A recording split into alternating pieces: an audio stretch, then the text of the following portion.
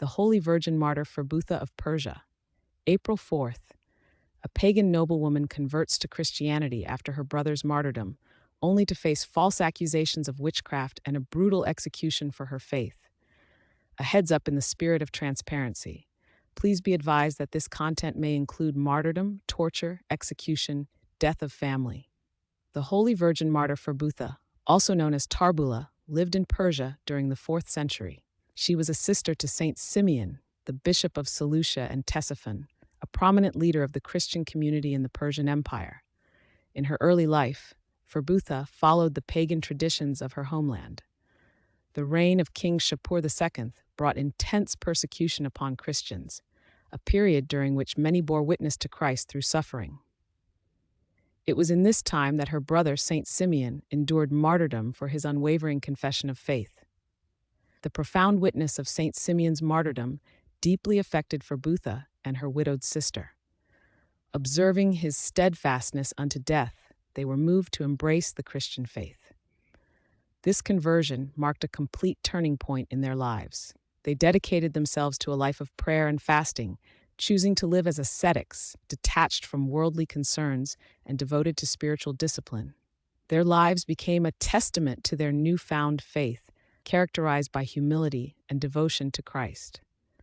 They sought to live according to the teachings of the gospel, forgiving those who persecuted them and offering their lives as a spiritual sacrifice. During this period, a grave illness afflicted the Persian queen. The pagan priests and sorcerers of the court, despite their efforts, found themselves unable to provide healing. Seeking to shift blame and discredit the growing Christian presence, these priests, driven by envy and malice, turned their attention to Pherbutha. She was known for her beauty, and this attribute became a tool for their accusations. They falsely charged her with practicing witchcraft, claiming she had cast a spell upon the queen. Their fabricated motive was that Pherbutha sought revenge for the death of her brother, Saint Simeon, whom the king had martyred. This accusation was a direct assault on the Christian principle of forgiveness and love for enemies. In the year 343, Pherbutha, her sister, and their servant were arrested under these false accusations. They were brought before the judges of the Persian court to face trial. Pherbutha, standing firm in her faith, eloquently defended herself and the Christian way of life. She stated that Christians are taught to forgive their enemies, not to seek vengeance, thereby refuting the central charge against her. She proclaimed her unwavering faith in Jesus Christ as the one true God and the ultimate healer.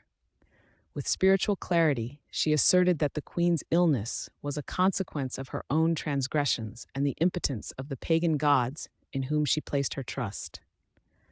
Pherbutha's words were a bold confession of Christ in the face of idolatry and persecution, a clear articulation of Orthodox theology regarding divine providence and the limitations of false gods. The judges, enraged by Pherbutha's steadfast faith and her open proclamation of Christ, condemned the three women to death. Their execution was deliberately designed to be a cruel mockery of the passion of Christ. The holy martyrs were subjected to a brutal death. They were sawn in half with a wood saw.